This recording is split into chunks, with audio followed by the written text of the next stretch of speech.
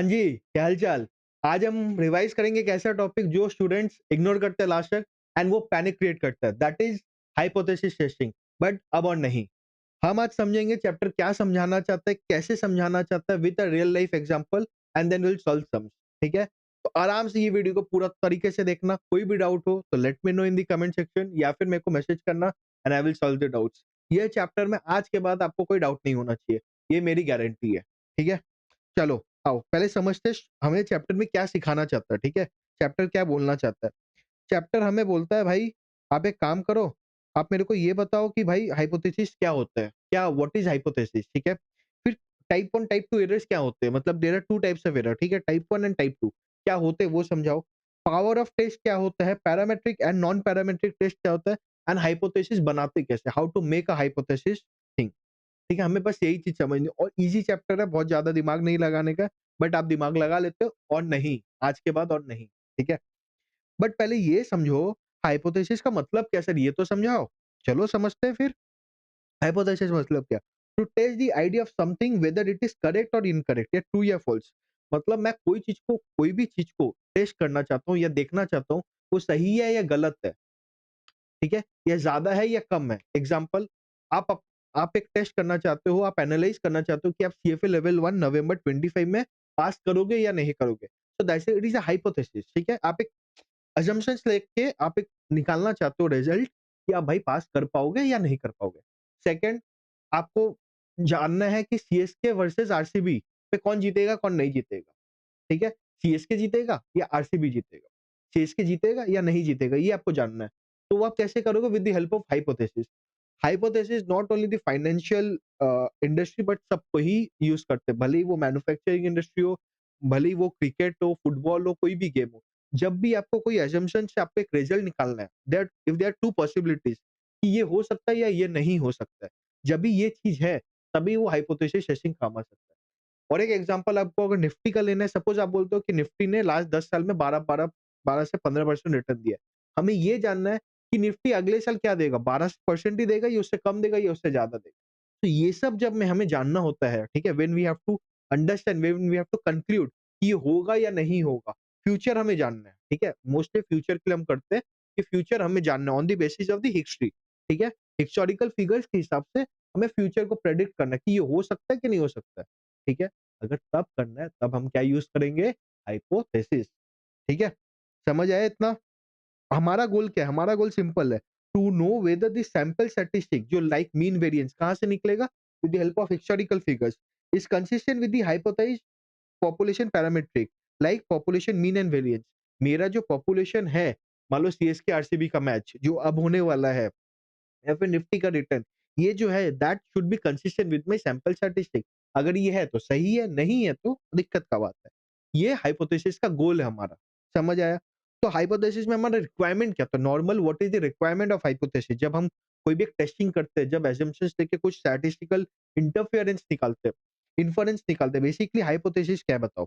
It is a statistical method to understand what is right और wrong या क्या result है वो समझना है मेरे को, ठीक है? तो हाइपोथेसिस में हमें 2 ही चीज़ चाहिए, एक हो गया पैरामीटर्स चाहिए, एक हो गया वैलिडिटी ऑफ असम्पशन।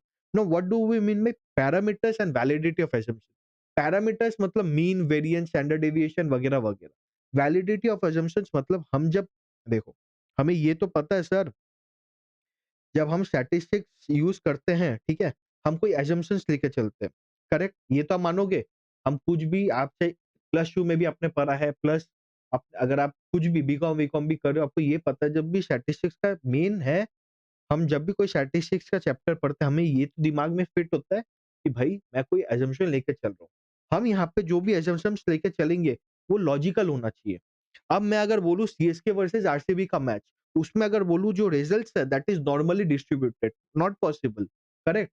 मैं बोलूँ कि there are no outliers in CSK versus RCB का match, again that there is not such any possibility, correct? अगर मान लो कभी जडेजा ने 100 रन बना लिया, अभी 10 दिन का मैच हो रहा है, ठीक है? 10 बार मैच हो रहा है, 10 मैचेज़ है, उसमें 2 बार बनाया, then that is an outlier. अगर Jadeja is always performing like making 100 और 150 और 120 देन वी कैन से भाई कोई आउटलायर नहीं है। समझ आ रहा है मैं क्या बोल रहा हूँ? ठीक है? तो वैलिडिटी ऑफ असम्पशन जब भी हम कोई असम्पशन्स लेंगे, ठीक है? जब भी हम कुछ अज़्यूम करेंगे कोई भी चीज़ के लिए स्टैटिस्टिक्स में, वो वैलिड होना चाहिए। मतलब भाई मैं जो हाइपोथेसिस कर रहा हूँ, जो प्रोजेक्ट के ऊपर काम कर रहा हूँ, उसपे whatever assumptions I am taking that should be right, otherwise ये कोई काम का नहीं है। अदरवाइज़ ये आपको डेटा क्या देगा? रॉन्ग देगा। ठीक है? डेटा क्या देगा? रॉन्ग देगा, बराबर? जैसे मान लो आप व्हाट इज़ असम्पशन? जैसे हम सीएफए लेवल 1 का मान लो आपको जानना है, आप लेवल 1 नवंबर 25 में पास करोगे या नहीं करोगे? अगर आप अज़्यूम करते हो 20 घंटा पढ़ोगे, दैट इज़ लॉजिकल और इलॉजिकल? Obviously illogical. आप क्या अज़्यूम करोगे? भाई मैं 8 घंटा पढ़ूँगा, मेरे पास 1 महीना बाकी है तो मैं इतना ही रिवाइज़ करूँगा। ऑब्वियसली आप नहीं बोलोगे लास्ट 1 महीना में मैं पूरा चैप्टर्स नए से पढ़ूँगा। I have not studied till पहले तक, आज 1 महीना में पढ़ के मैं लेवल 1 लूँगा। That is a outlier possibility. Obviously pass हो सकते हो या नहीं, that is a different ball game, but that is an outlier possibility, correct? तो वो असम्पशन्स के लिए अलग होगा, फिर वहाँ पे हाइपोथेसिस काम नहीं आ पाएगा, बिकॉज़ हाइपोथेसिस में हम क्या बोलते हैं मेजरली कि भाई आप एक नॉर्मल डिस्ट्रीब्यूशन लेके चल रहे हो, अज़्यूम करते हैं। ठीक है? अब आगे बढ़ते हैं। तो पहले ये समझते before going to any of the pictures with the practical example will understand hypothesis के स्टेप्स क्या होते हैं, ठीक है? तो the very first step is set the hypothesis, ठीक है? मैंने आपको क्या हाइपोथेसिस करना है, क्या टेस्ट करना है? सीएफए लेवल 1 में पास हूँ कि नहीं हूँ? CSK versus RCB match, Nifty का 12% रिटर्न होगा या उससे ज्यादा या उससे कम, ये। So this is my examples, ठीक है? दिस पर माय एग्जांपल्स कि भाई ये मेरे को हाइपोथेसिस टेस्ट करना है। Second step is identify the appropriate test statistics and probability distribution. मतलब आप जो जो हाइपोथेसिस को टेस्ट करोगे, that you will test with the help of a statistic, test statistic, ठीक है? किसके हेल्प से करोगे? टी सेट से करोगे, जेड सेट से करोगे, एफ आई से करोगे, काई स्क्वायर से करोगे, या फिर नॉन पैरामीट्रिक टेस्ट करोगे? वो तो चलो हाइपोथेसिस में आया ही नहीं एक बार के लिए, but what type of test you will require, वो कैसे समझोगे? Then will come to that part also. But हमें ये भी जानना है कि कौन सा मैं करूँ, टी करूँ, जेड करूँ, काई स्क्वायर करूँ कि एफ स्टैटिस्टिक करूँ, ठीक है? एंड प्रोबेबिलिटी डिस्ट्रीब्यूशन, मतलब मेरा प्रोबेबिलिटी कितना होगा सही होने का या गलत होने का, ठीक है? स्पेसिफाई सिग्निफिकेंस लेवल, आप अगर सिग्निफिकेंस लेवल को समझना उल्टा समझो कि कॉन्फिडेंस लेवल कितना है। मैं जो बोल रहा हूँ कि भाई मेरा ये रिजल्ट है, मैं कितना उसपे कॉन्फिडेंट हूँ। How much you are confident आपको वो निकालना है, इनडायरेक्टली मैं बोल रहा हूँ। सिग्निफिकेंस लेवल मतलब आप क्या परसेंटेज तक बोल रहे हो कि भाई ये हो सकता है। तो हम ईज़ी वे पे समझने के लिए हम बोलते हैं कॉन्फिडेंस लेवल कि what how much I am confident. अगर मान लो सीएफए लेवल 1 वाला आपका रिजल्ट में आया, क्या पास हो गए। Now how much you are confident in that statistic testing, 90%, 95%, 100%, 80% क्या? बराबर? क्योंकि statistics is all about probability, correct? जैसे हमारा ट्रेडिंग मान लो, शेयर मार्केट में it's all about, correct, probability, बराबर?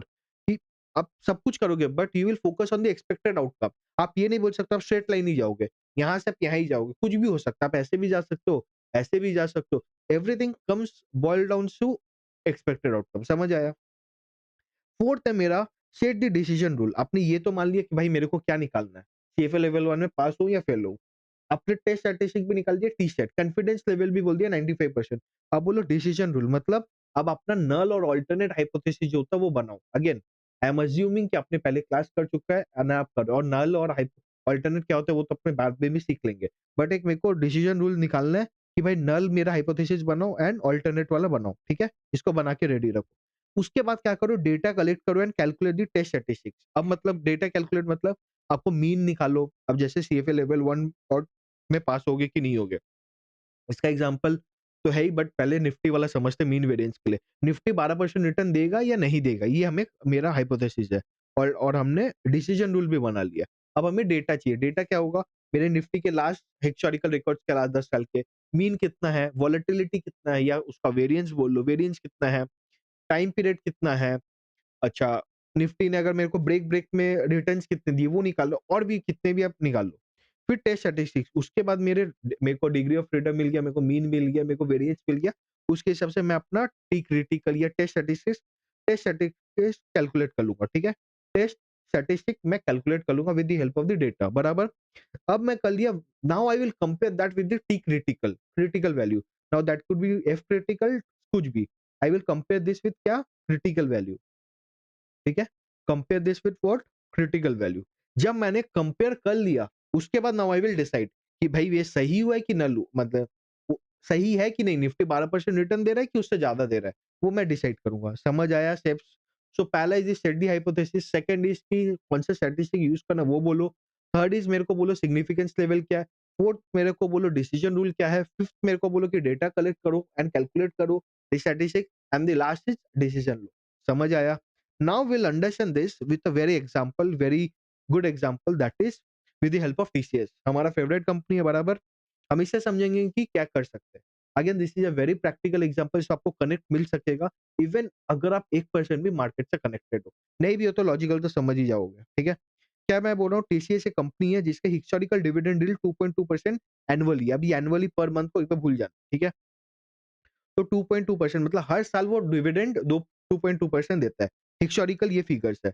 बट एनालिस्ट मेरे हम जैसे बंदे को लगता है, जो हम बनेंगे फ्यूचर में पास करके, समहाउ बिलीव कि द डिविडेंड यील्ड जो है वो has increased beyond historical 2.2% level. इनको लगता है कि एनालिस्ट लोग को लगता है भाई जो मेरा हिस्टोरिकल लेवल था 2.2, उससे अब टीसीएस का डिविडेंड यील्ड बढ़ चुका है। और there could be an number of reasons, growth अच्छा हुआ है या कंपनी का फोरकास्ट अच्छा है, कुछ भी, कंपनी की बिज़नेस अच्छी हो रही है, कुछ भी हो सकता है। बिकॉज़ ऑफ दैट एनालिस्ट को लगता है। अब उनको क्या है, उनको समझना है। एक तो वो क्वालिटेटिव मेथड से समझेंगे, ठीक है? यहाँ पे वो स्टैटिस्टिकल मेथड से समझना चाहते हैं कि ऐसा पॉसिबल है कि नहीं है, ये हुआ है कि नहीं हुआ है। तो उनके पास डेटा क्या है? डेटा उनके पास ये है कि सैंपल मीन डिविडेंड यील्ड 2.45, मतलब ये मेरा सैंपल मीन है लास्ट टाइम पीरियड का। स्टैंडर्ड डेविएशन मतलब 0.58, मतलब 2.45 ऊपर नीचे 0.58% हुआ है। मतलब मान लो 2.78, 2.25, 2.78, 2.25 ऐसे चल रहा है। ठीक है? साइज़ कितना है मेरा, कितना साल, मतलब हिस्टोरिकल फिगर कितने टर्म पीरियड का, 60।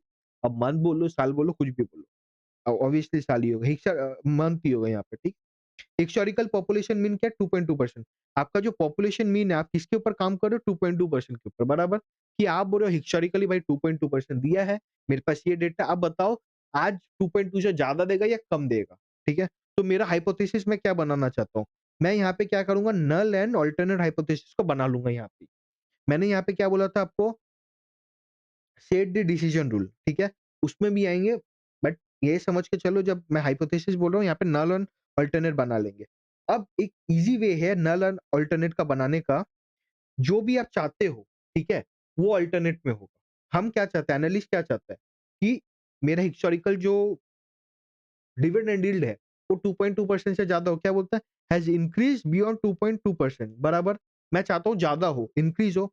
तो पहले मैं अल्टरनेट बना लूंगा। Alternate is H A mu, mu मतलब मैं बोल रहा हूँ मीन, ठीक है? ऑब्वियसली हम तो मीन ही निकालेंगे। मीन इज ग्रेटर देन 2.2%, मतलब मेरे जो एवरेज मीन है ऑफ दैट डिविडेंड डील, वो 2.2% से ज्यादा होगा। हम भी यही चाहते हैं, बराबर। तो उसका उल्टा क्या होगा, नहीं होगा, लेस देन होगा।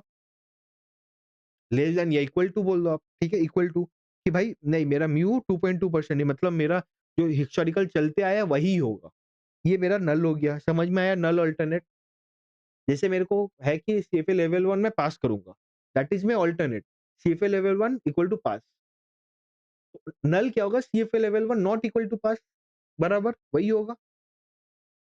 This one is one tail test. अभी यहाँ पे जो हम बोल रहे हैं, जब भी ग्रेटर देन वाला साइन आएगा तो भी वो वन टेल टेस्ट होगा। जब मेरा अल्टरनेट नॉट इक्वल टू आएगा, then that is my two tail test. ये लिख के रख लो।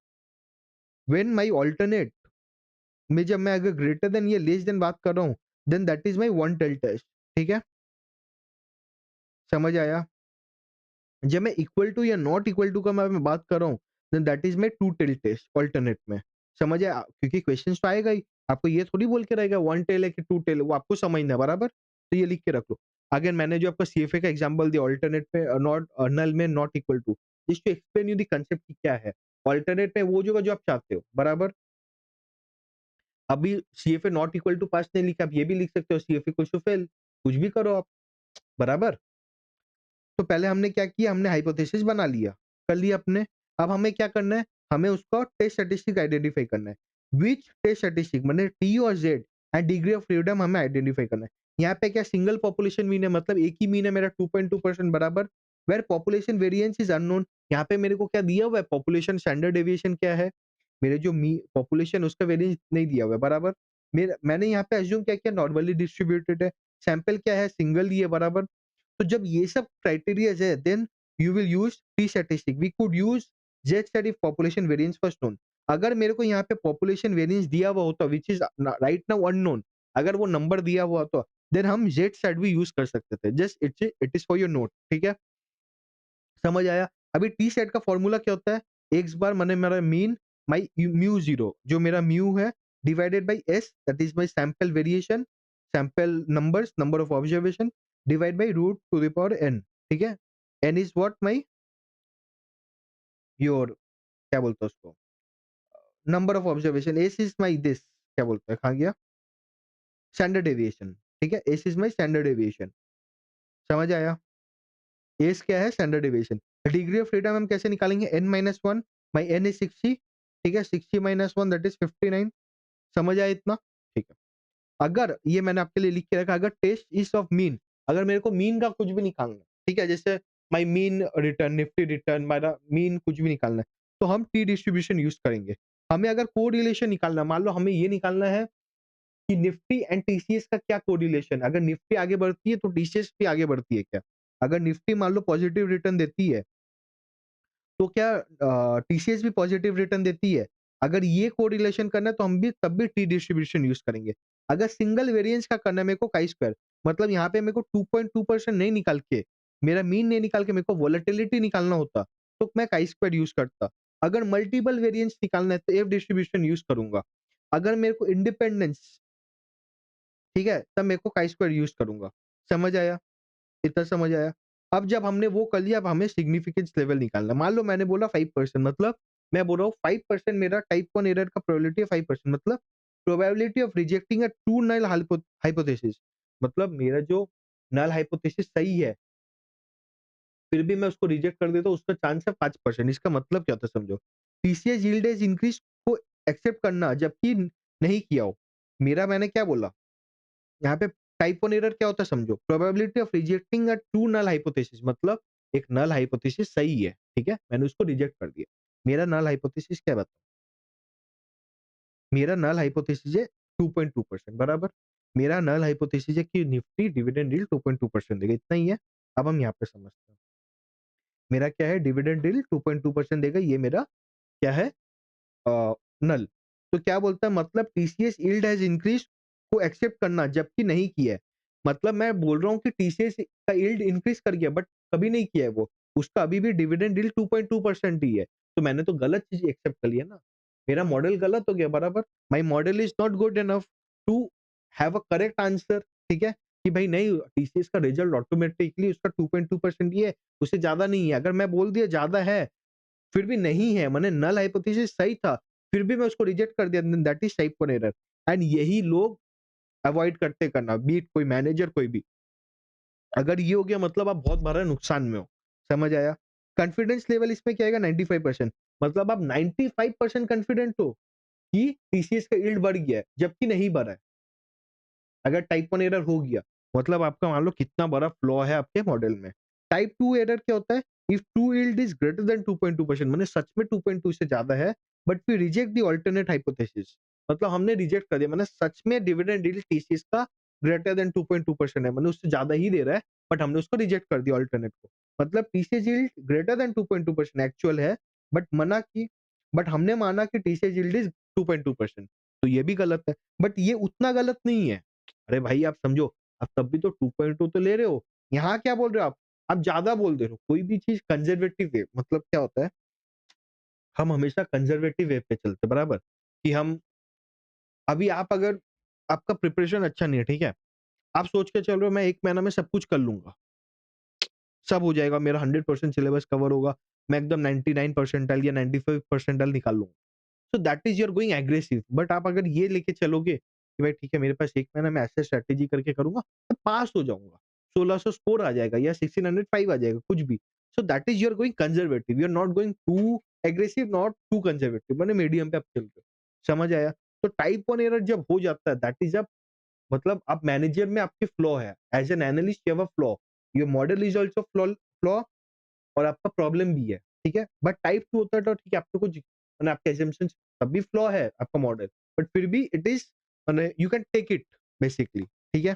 तो अब हमें क्या करना है, अब हमें डिसीजन लेना है, किसका डिसीजन लेना है, डिसीजन समझना है। क्यों, देखो पहले हमने सिग्निफिकेंस लेवल में, अब हमें डिसीजन ये समझना है, मान लो अगर एच जीरो मेरा ट्रू है इसका मतलब क्या कि null hypothesis that is dividend yield जो 2.2% है वो सही है, यही है। एंड H0 फॉल्स मतलब क्या हो गया, मेरा dividend yield is greater than 2.2%, मेरा नल हाइपोथेसिस यहाँ पे गलत था। इसका मतलब यही है, इसमें क्या था, नल रॉन्ग, बराबर, इसमें क्या हुआ, नल राइट। हम लिख लिए इसको, अब समझते। अब मान लो आपका मॉडल ने क्या किया, डिसाइड किया कि फेल टू रिजेक्ट H0, मैंने आपने रिजेक्ट नहीं किया, फेल टू रिजेक्ट को। अच्छा, इसमें सबसे बड़ा कंफ्यूजन ये होता है, हम बहुत कंफ्यूज हो जाते हैं as a student and everyone कि फेल टू रिजेक्ट को हम क्या बोलते हैं। इसको आप एक्सेप्ट बोल लो मन में। फेल टू रिजेक्ट को प्लीज अपने दिमाग में स्टोर कर लो एज एक्सेप्ट।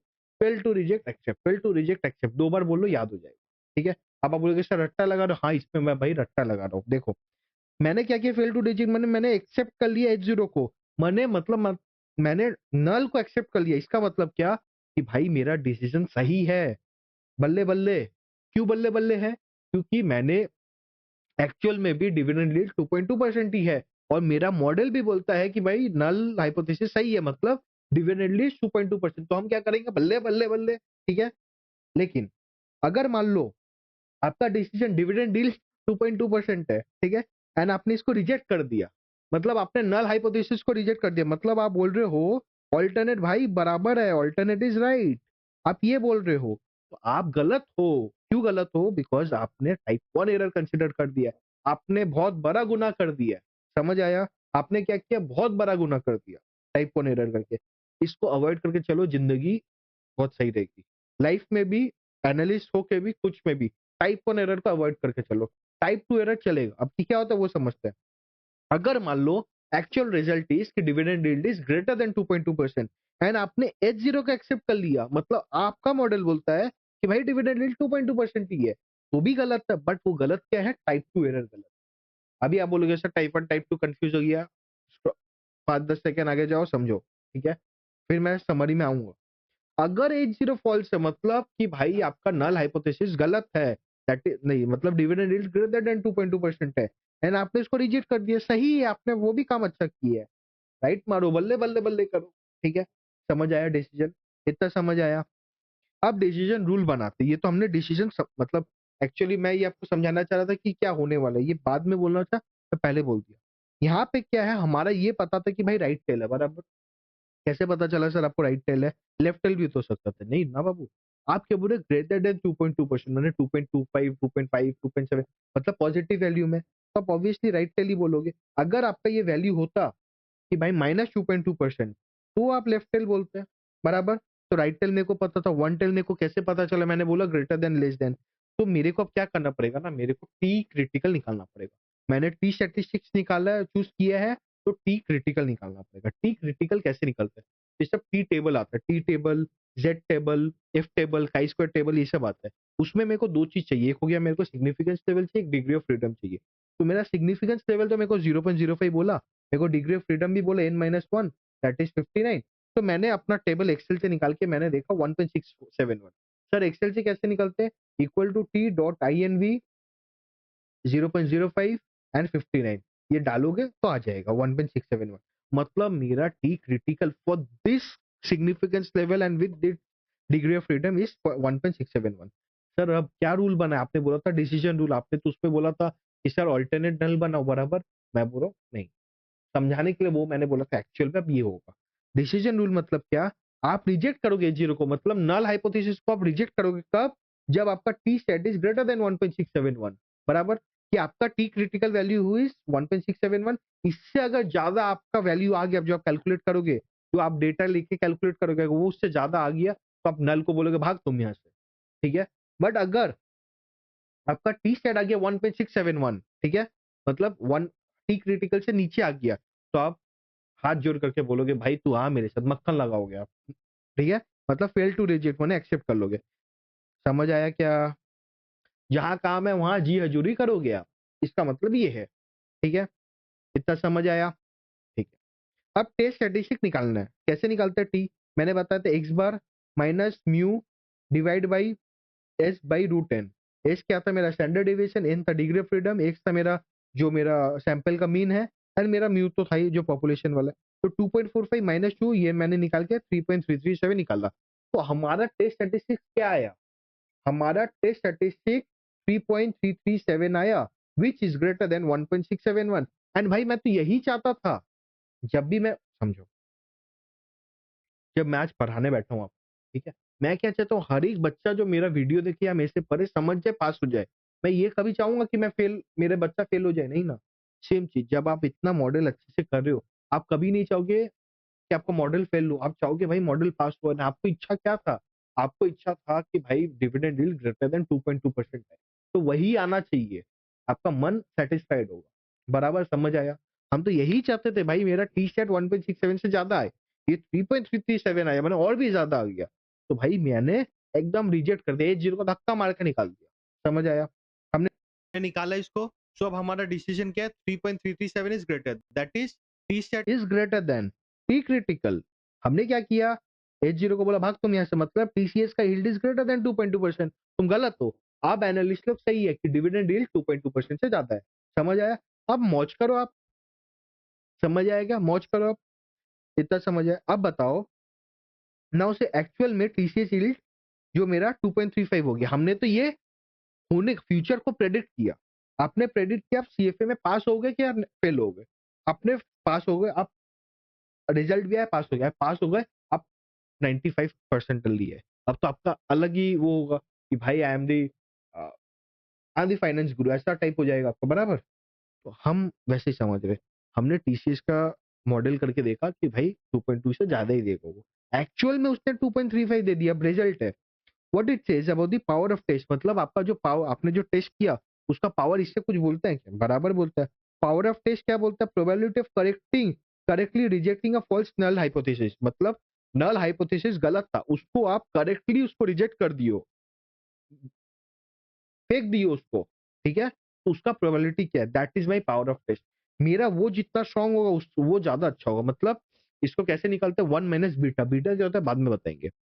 बट हम पावर ऑफ टेस्ट में क्या बोलते हैं कि भाई मैंने कोई गलत नल हाइपोथेसिस को गेड़ दिया, फेंक दिया, कुछ भी बोल लो। Now why I am using this language, because आपको यहाँ पे हिट होना चाहिए, ये जरूरी है, ठीक है। लैंग्वेज भूल जाओ आप, ये समझो कि भाई मेरा नल हाइपोथेसिस गलत था, मैंने उसको फेंक दिया उठा के। अगर आप फेंक दिया मतलब रिजेक्ट कर दिया, अगर ये किया तो आपका टेस्ट बहुत पावरफुल है। समझ आया? अब मॉडल पावर हाई है, क्यों? सैंपल साइज मेरा लार्ज था relatively, correct, 60 month is a good amount of thing, correct? अगर 60 years पकड़ लो कुछ, मेरा सैंपल साइज मैंने large. Now this things are subjective, power of test क्यूब हाई है, दैट इज सब्जेक्टिव। नाउ यहाँ पे आप मैथमेटिक्स से कुछ नहीं कर सकते। जैसे मैंने बोला observe difference from null is greater than 0.25, according to me ये बहुत ज्यादा है। आप बोलोगे क्यों सर? आप देखो, कोई को आप देखे हो कि भाई 5% डिविडेंड यील्ड आज देता है, कल अगर 7% दे दिया, 8% दे दिया, ऐसे नहीं होता है। 5.5, 5.25, 5.75, 4.25, ऐसे एक रेंज पे चलता है। तो भाई रेंज के हिसाब से तो ठीक है, 25 पैसे का डिफरेंस है, बराबर है, ठीक है। सक्सेसफुली रिजेक्टेड नल, हमने रिजेक्ट भी कर दिया नल को, एंड सही भी, वो हमने जो रिजेक्ट किया वही एक्चुअल है। बराबर? बीटा इज क्या? Type 2 error. मेरा जो टाइप 2 एरर है दैट इज उसका बीटा, उसका जो पावर है वो बीटा है। ये क्वाइट लो यहाँ, बराबर है, मेरा लो ही होना चाहिए, ठीक है। तो डिसीजन मैंने लिया, तो वो जो फेल टू रिजेक्ट ये वाला है ना, ये आपका वो होगा 95% पे ये बनाया है, ठीक है। Not something of requirement, but again you can see this. Confidence interval पे बात करते हैं। मान लो मेरा कॉन्फिडेंस इंटरवल में को जानना मैं क्या होगा, तो कॉन्फिडेंस इंटरवल का मेरा इक्वेशन क्या होता है? एक्स म्यू माने X mean plus minus T critical, ठीक है, जो हमने निकालेंगे हम यहाँ पे, into S by root N. अब मेरे को बताओ यहाँ पे टी क्रिटिकल हम क्या 1.671 पकड़ ले? Shall we take 1.671 as C critical, which we calculated some time back? Yes or no? No, obviously. Why?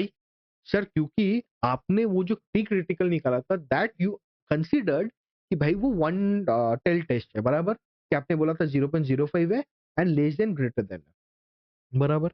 But आप जब कॉन्फिडेंस लेवल पे बात करते हो, कॉन्फिडेंस इंटरवल पे हम बात कर लेते हैं। हम जब अगर ये मेरा नॉर्मल कर्व है, हम इस पे बात करते हैं, हम बोलते हैं भाई मेरा ये कॉन्फिडेंस, हम तो कॉन्फिडेंस एक रेंज बोलते हैं ना, बराबर?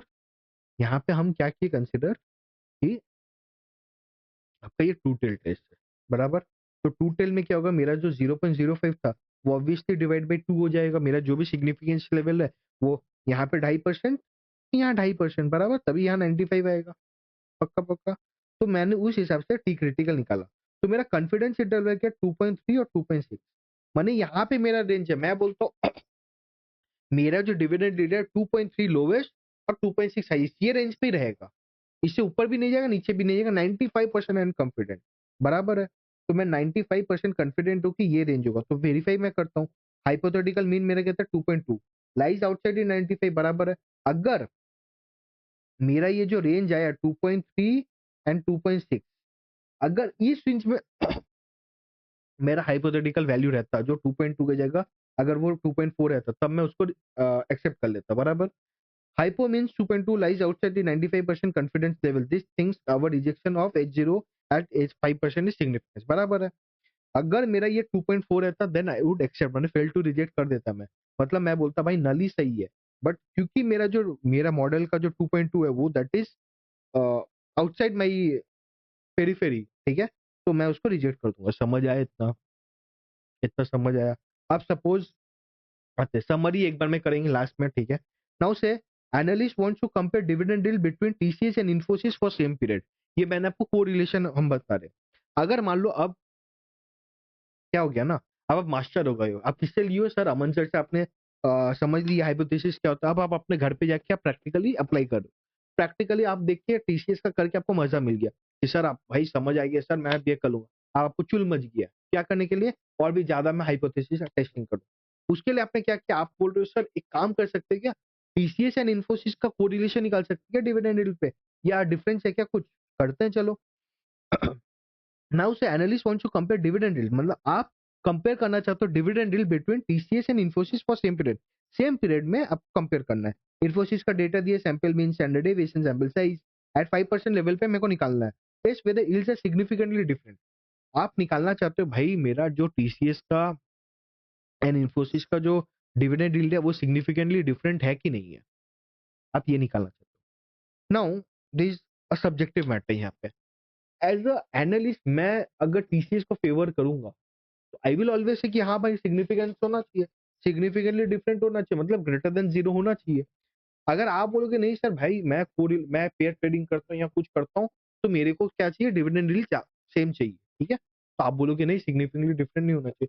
तो यहाँ पे सब्जेक्ट मैटर अलग हो सकता है, ठीक है, सब्जेक्टिव। मतलब now what I have told you right now, ये मैं एज अ एनालिस्ट बता रहा हूँ। व्हेन वी आर डिसाइडिंग, मतलब हम जैसे चार लोग अगर बैठे, आई कैन से कि significantly different I want, but same model पे आप बोल सकते हो नहीं सर मैं चाहता हूँ सिग्निफिकेंटली डिफरेंट नहीं हो।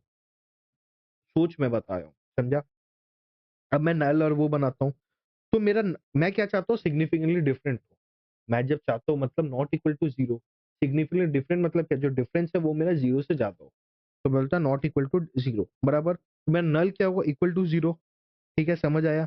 तो यहाँ पे मैं टी सेट का फॉर्मूला लिखा हूँ, again that is not important right now because हम कंसेप्ट को रिवाइज करें, ठीक है, फॉर्मूलाज प्रैक्टिस कर लेना। तो हमने ये 2.45 था मेरा एक्स बार मीन का, इन्फोसिस का यहाँ पे 2.15 दिया हुआ है।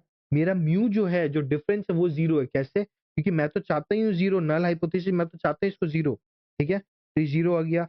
एसपी मतलब क्या, standard deviation of the portfolio, मतलब ये दोनों को मिला के, ठीक है। तो हमने निकाल ली यहाँ से, निकाल के मेरा टी सेट आया 2.693।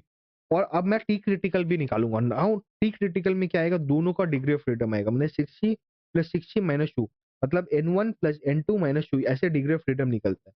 118 है, मेरा 6.05 है, तो मैंने टी क्रिटिकल निकाल दिया। Now T stat is greater than 1.98, बराबर। तो मतलब क्या, मेरा null hypothesis I will reject it, बराबर। रिजेक्ट H0 मतलब सिग्निफिकेंटली डिफरेंट है, व्हाट आई विश पूरा हुआ। समझ आया? That is TCS and yields are different, ठीक है, इतना समझ आया? समझ आया कि यहाँ तक?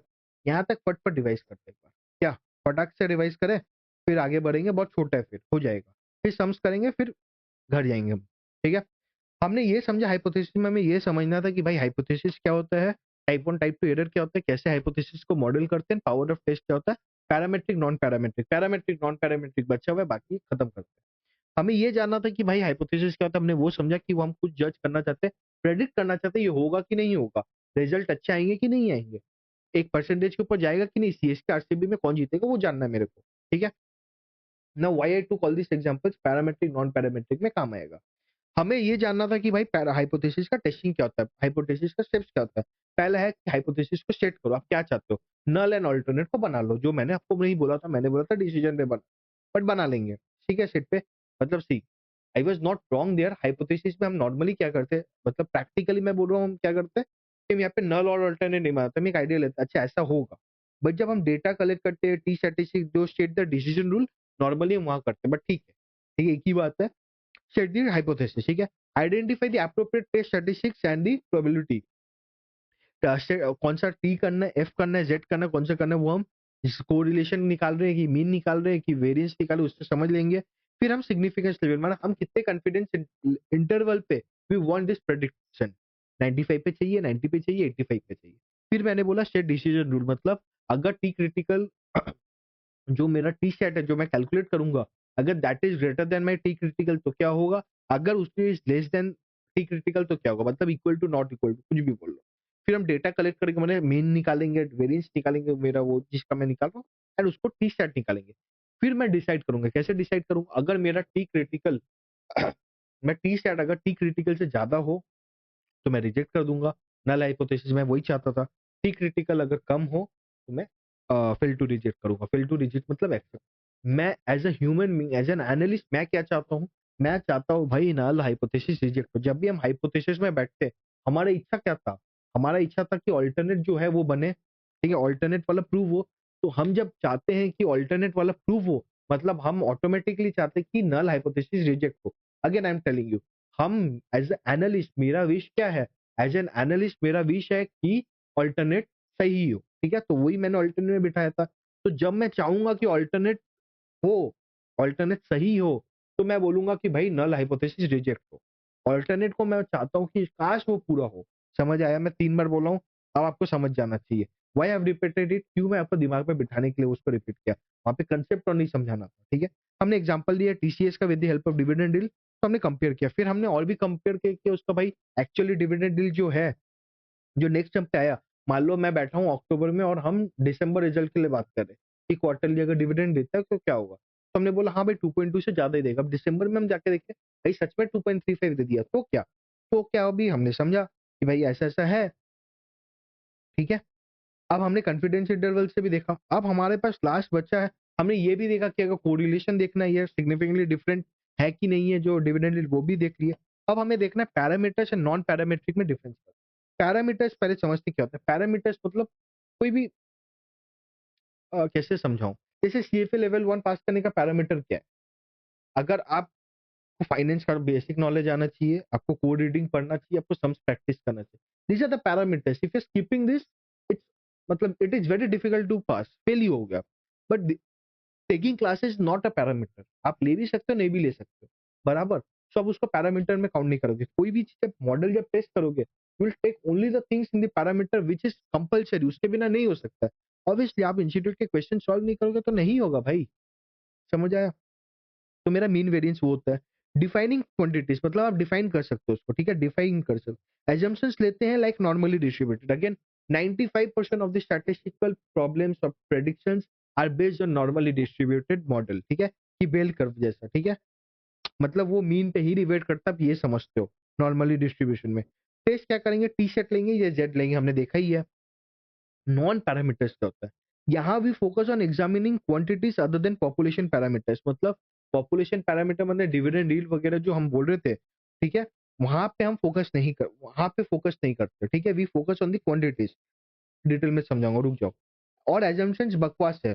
अगर एजम्पशंस जो हम ले रहे थे, मतलब मेरा भाई नॉर्मली डिस्ट्रीब्यूटेड है, मीन ये है वगैरह है, वो लेते थे, तो नॉन पैरामेट्रिक लेना, वो बकवास है। तो अगर नॉन पैरामेट्रिक यूज करें तो टेस्ट क्या होगा, विल्सन सिग्नल रैंक टेस्ट और मैन विटने म्यू टेस्ट, ठीक है। नॉन पैरामेट्रिक यूज कब करते हैं ये समझो। पहला एजम्पशंस बकवास, हमने जो नॉर्मली डिस्ट्रीब्यूटेड मान लो नहीं है, क्यों नहीं है, बिकॉज देयर आर आउटलायर्स। अभी मान लो मैं बोला था सीएसके वर्सेस आरसीबी का जो मैच है, that is normally distributed. But आप सोचो 2 मिनट, क्या पॉसिबल है वो। भाई अगर जडेजा अगर 100 रन 10 मैच में एक बार बनाता है, धोनी आके 3 छक्के एक बार ही मारता है पूरे 10 मैच में, तो again I am not commenting on the playing thing, but what I am saying is कि अगर वो आउटलायर्स है, आप उसको नॉर्मली डिस्ट्रीब्यूशन में नहीं फिगर आउट कर पाओगे। क्यों? अगर उसको आप कंसिडर कर लोगे, आपका मीडियन मीन बढ़ जाएगा। मान लो आपको धोनी का स्कोर निकालना है, ठीक है, धोनी ने क्या रन बनाया, स्कोर निकालना है। वो कभी 5 बनाया, कभी 0 पे आउट हुआ, 0 पे आउट हुआ, 20 बनाया, 5 बनाया, 0 बनाया, 10 बनाया, 12 बनाया, 0 बनाया, ये है। अब मान लो आपको क्या नहीं लगता this is an outlier in this full data?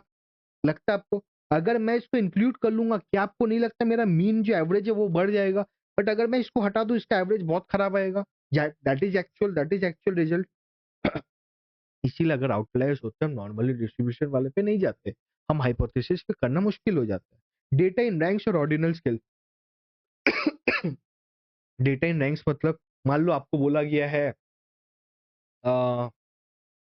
H U L, मान लो एच यू एल है, डाबर है और पतंजलि, ऐसे प्रोडक्ट्स है, ठीक है। आपको रैंक करना है एफएमसीजी में, कौन फर्स्ट में है, सेकंड में, थर्ड में, जिससे हमें अवार्ड्स मिलते हैं, कंपनी में एम्प्लॉई अवार्ड्स मिलते हैं कि फर्स्ट रैंक किसका है, who is the top performer, ये वगैरह है।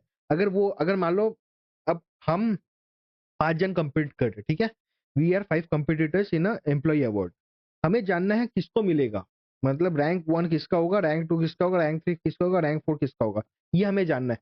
Can we do this through hypothesis testing, parametric testing कर सकते हैं क्या? Obviously not. कैसे कर सकते हैं? नहीं कर सकते। तो हमें क्या यूज करना पड़ेगा? Non parametric test, Spearman test जिसको एक बोलता लगता है, ठीक है। Hypo doesn't care about parameter, हमें नहीं मतलब है मीन वेरिएंस क्या होगा, हमें मतलब है भाई हम ये सब नंबर से समझ लेंगे, क्वांटिटेटिव पे बेसिकली फोकस करेंगे। समझ आया इतना? इतना समझ आया क्या? ठीक है। अब हम फट से क्या कर लेते हैं, सम कर लेते हैं, ठीक है। ठीक है, इतना समझ आया, हम फट से सम करते हैं। First question, an analyst suspects that in most recent year excess return on stocks have fallen below 5%। मतलब एक एनालिस्ट जो है उसका सोच क्या है, उसको लगता है कि जो स्टॉक का रिटर्न है फॉलन बिलो 5%, मतलब उसका ऑल्टरनेट क्या होना चाहिए बाबू? म्यू क्या आएगा? लेस देन 5, बराबर। She wants to study whether the excess returns are less than 5% or not. Designating the population mean as mu, हम तो mu बोल ही दिए पहले ही। Which hypothesis are most appropriate for her analysis? अब आप बता दो भाई मेरे को answer. H0 is mu equal to 5%, चलो ठीक है। Alternate is mu equal to not equal to 5%, क्या हम ये बोल रहे हैं? नहीं। इसका अगर मैं बोलता, अगर इसको मैं करेक्ट बोलूं तो इसका मतलब क्या होगा कि आप बोल रहे हो 5 से ज्यादा भी हो सकता है। बट मेरा मन क्या है, मैं बोलता हूँ, मैं टेस्ट करना चाहता हूँ मेरा जो रिटर्न है वो 5 से कम है कि नहीं, 5 से ज्यादा है कि नहीं, वो मेरे को नहीं बोला है। अगर मेरे को क्वेश्चन बोलते रिटर्न इज मोर देन और less than 5%, then it would be right. But मेरे को बोला भाई नीचे है, तो ये तो गलत है। H0 is greater then 5% and alternate is less than 5%, ये तो बराबर है, मैं तो यही चाहता हूँ, मेरा ऑल्टरनेट इससे मैच करता है। नेक्स्ट वाला भी देख लेते हैं। Mu is less than 5% and alternate is greater then 5%। नहीं, मेरा मन है कि एक्सेस रिटर्न 5% से कम है कि नहीं देखना, तो मेरे लिए ये सही है। ये भी गलत है बिकॉज ये ग्रेटर देन साइन है, बराबर। समझ आया? ठीक है। Next question, which of the following statement about which of the following statement about hypothesis testing is correct? The null hypothesis is the condition a researcher hopes to support. क्या आप चाहते हो कि नल हाइपोथेसिस जो उसमें support करो? आप चाहते हो कि डिविडेंड यील्ड 2.2% हो, या आप नहीं चाहते हो? बराबर। आप क्या चाहते हो? नल हाइपोथेसिस रिजेक्ट करूंगा, मेरा इच्छा है काश नल हाइपोथेसिस रिजेक्ट, बराबर। तो मैं ये चाहता हूं, ये तो गलत है। The alternative hypothesis is the proposition considered true without conclusive evidence to the contrary. मतलब क्या जो मेरा ऑल्टरनेटिव जो सही है मैं बोल रहा हूँ, वो मैं क्या बोल रहा हूँ, मेरा जो कॉन्ट्रेरी मैंने नल हाइपोथेसिस जो है, ठीक है, उसके एविडेंस के लैक ऑफ एविडेंस से मैं उसको मान लेता हूँ सही है। ये क्या है? नहीं। The alternative hypothesis exhaust all potential parameter values not accounted for by the null hypothesis. ये क्या सही है? Obviously yes. आप क्या करते हो, मेरा नल में था डिविडेंड रिलीज 2.2%, बराबर। अब मैंने ऑल्टरनेट क्या, पहले मेरा ऑल्टरनेट क्या था, लेस देन 2%। इसमें क्या मैं सब कवर कर लिया? 1.8 भी हो सकता है, माइनस नेगेटिव भी, सब भी कवर कर लिया, बराबर। तो क्या बोलता है, the alternate hypothesis exhaust all potential parameters value not accounted for by the null hypothesis. Null में क्या है, आप बोलो बस यही होना चाहिए। जैसे आप अगर नल में यहाँ देखोगे, पहले वाले में आप बोल रहे हो, नल में बोल रहे हो भाई 5% ही होना चाहिए, उससे ऊपर भी नहीं नीचे भी नहीं। But as an alternate hypothesis में आप नीचे वाले सबको कवर कर लिया, बराबर। समझ आया? Again this is a tricky question, ठीक है। अभी इसमें प्रॉब्लम क्या है, मान लो आपको सेकंड वाले का मतलब नहीं समझ आ रहा है, डोंट राइट द आंसर। अब थर्ड वाला देखो।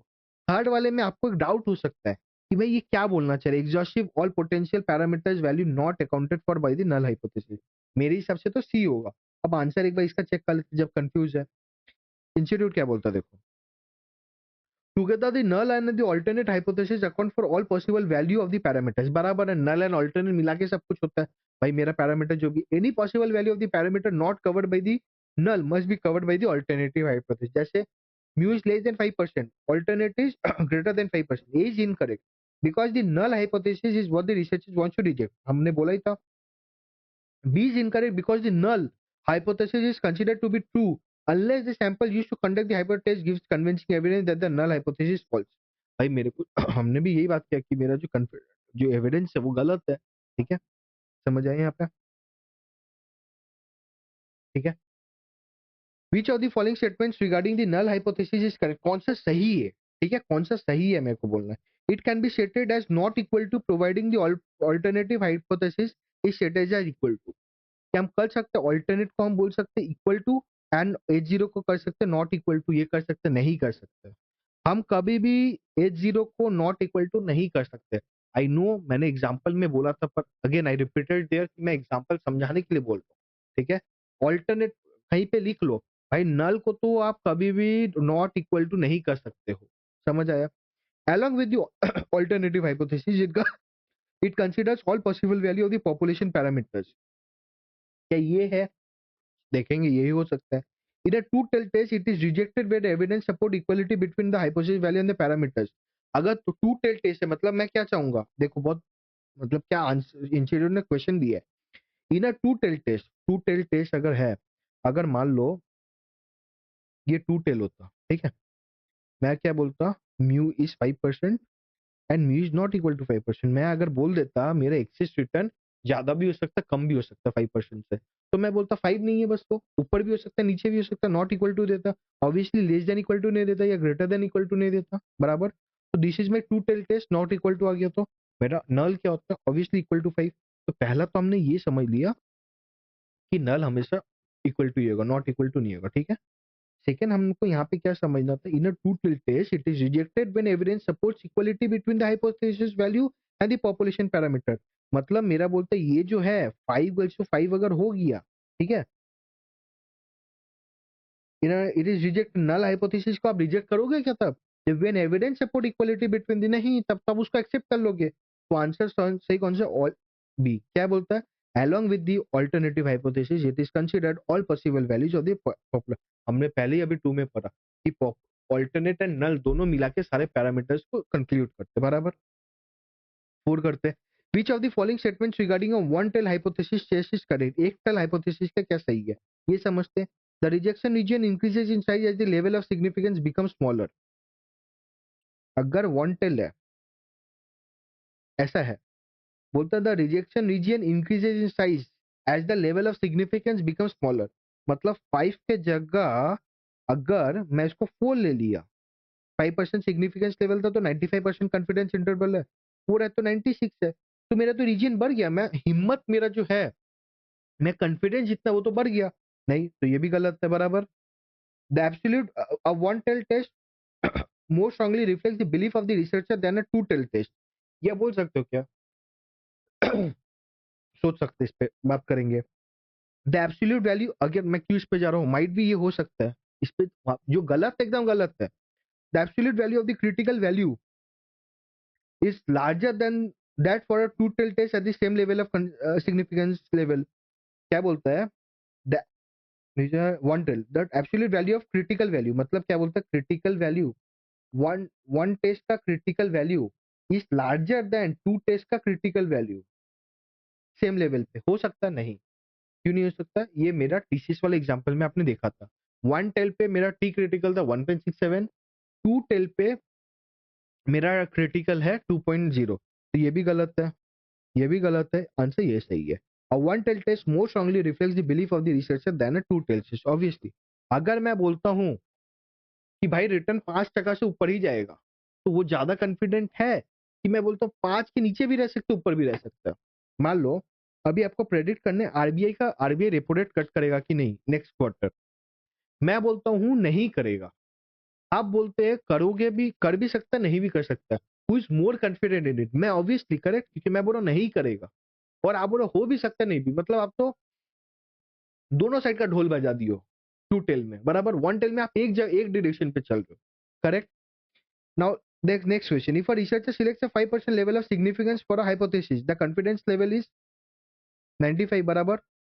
ये क्या होता, ये 2.2 सिग्निफिकेंस लेवल होता अगर टू टेल्ड होता, ठीक है।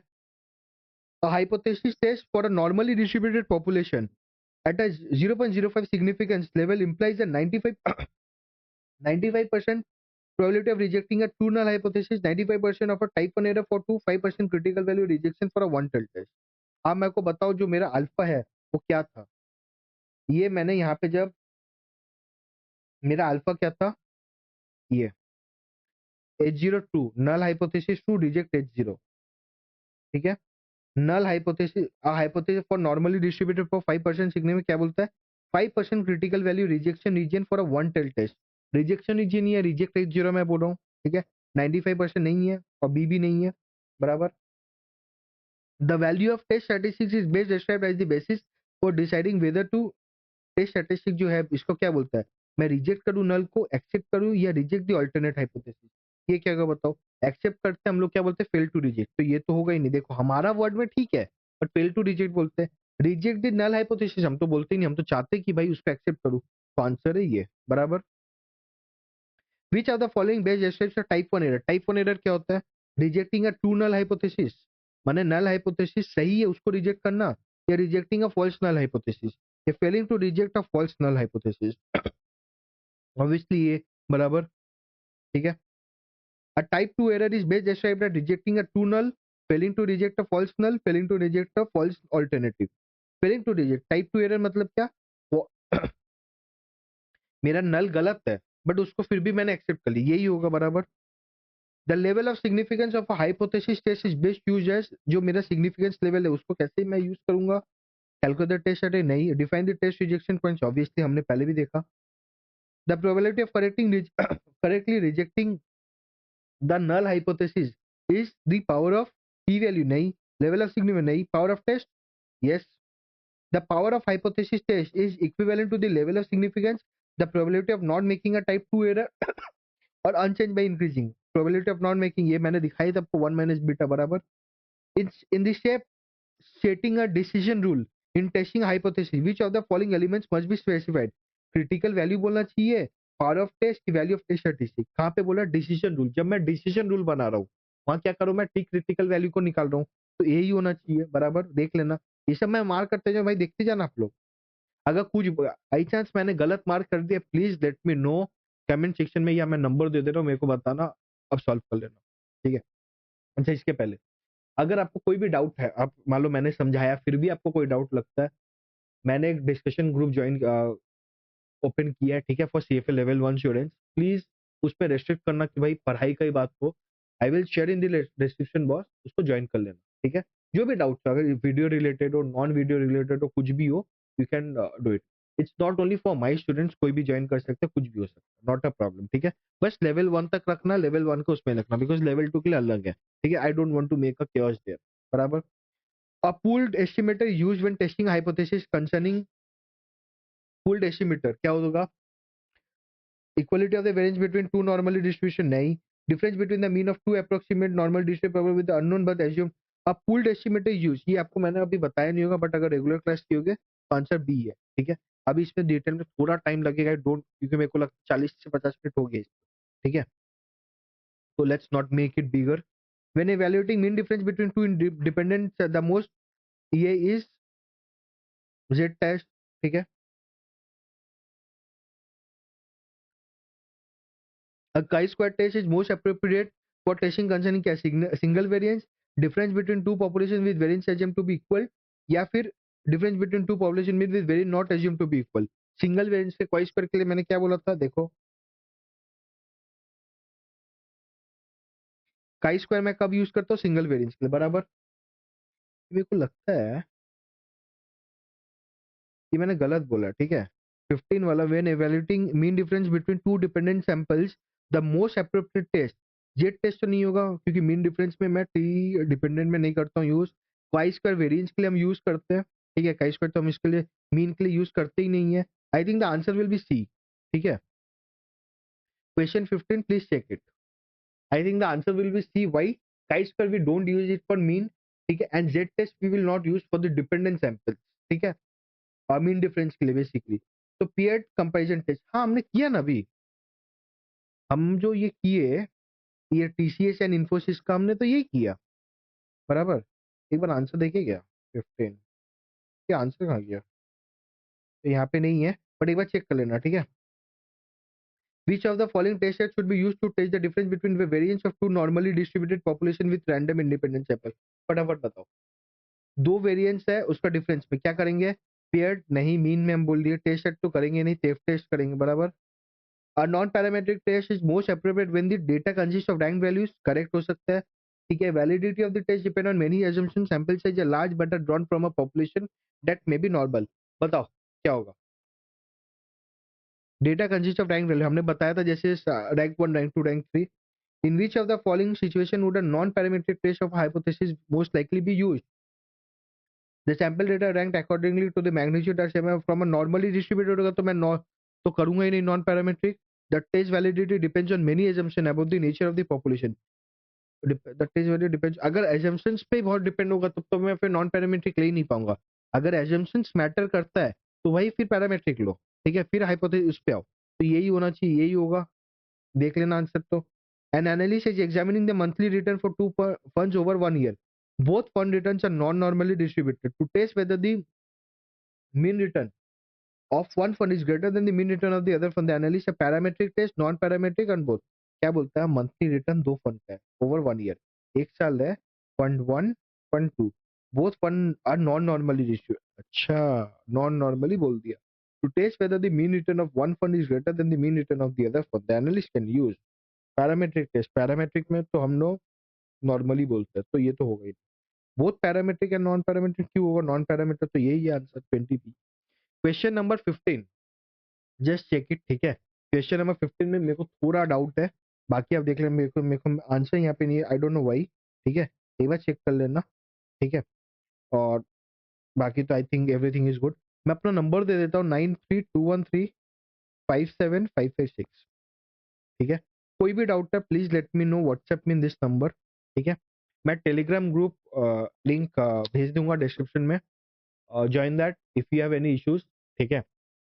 आई डोंट थिंक हाइपोथेसिस में और आपको प्रॉब्लम होना चाहिए, बट अदर देन दैट कुछ भी है तो यू लेट मी नो, ठीक है। एंड प्लीज पैनिक मत करो, आराम से जितना भी पढ़ा वैसे ही दो एग्जाम, बस प्रैक्टिस प्रैक्टिस प्रैक्टिस, लास्ट ये जो महीना बच्चा है, just only practice and don't do anything else, only practice will make your concept more good, ठीक है।